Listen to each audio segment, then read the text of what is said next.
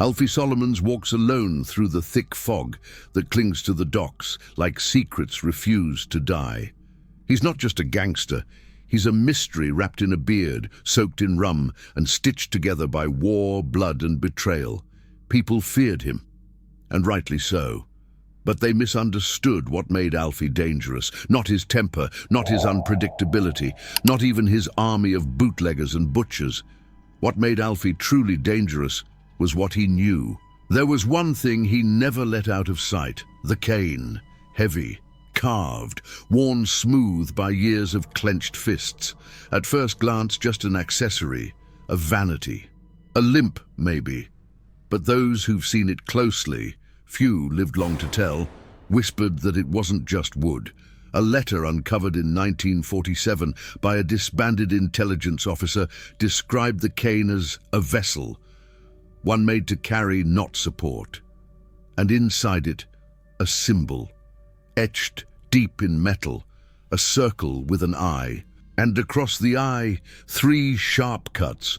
Historians of underground codes call it the Mark of 3. Older than the gangs, older than Birmingham, a sign of someone who had seen too much and refused to stay loyal. The same eye Tommy once found engraved on a broken coin in France. The same symbol Arthur sealed in blood inside a slaughterhouse. But Alfie's version? It was crossed, rejected, challenged.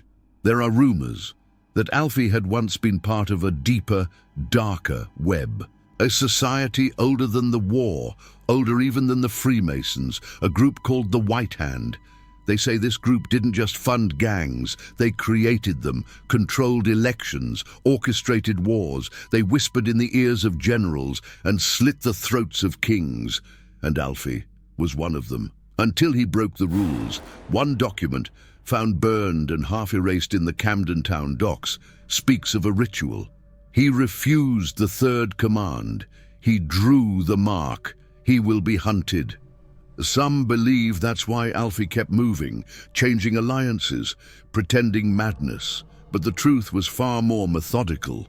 Inside a false tip-off to the Birmingham police in 1926, someone reported, "If Alfie dies, break the cane. There's something inside that cannot be allowed to vanish." That same year, Alfie disappeared after a gunshot. People believed he was dead, even Tommy did. But weeks later, he returned, scarred, slower, and still holding the cane. He never explained, never spoke of what happened. But Polly, sharp as ever, once said, "He's not hiding a wound, he's hiding a war." Another mystery deepens the story. In 1938, Nazi documents seized in London listed a symbol almost identical to the Mark of 3. It appeared in the margins of a confidential strategy map, beside codes for psychological warfare. Could Alfie's knowledge have extended beyond the streets into government? Could that cane have held more than a symbol? Perhaps a code? A note surfaced in 1954. Found in a worn Bible at a pub in Margate. The handwriting matches Alfie's. "Tommy plays chess. I played with devils. If the cane is ever broken, burn what's inside. Or it'll burn you." To this day, the cane has never been recovered. Some say it was buried with him. Others say it passed hands, through auctions, dealers, maybe even the black vaults of MI5, and some say it's still in Camden, waiting. Alfie Solomons never said everything he knew. Maybe he couldn't, or maybe he was warning us in silence. What if the greatest secret of the Shelbys was never with Tommy, but in the cane of the man who never stopped pretending he was insane? Leave a comment.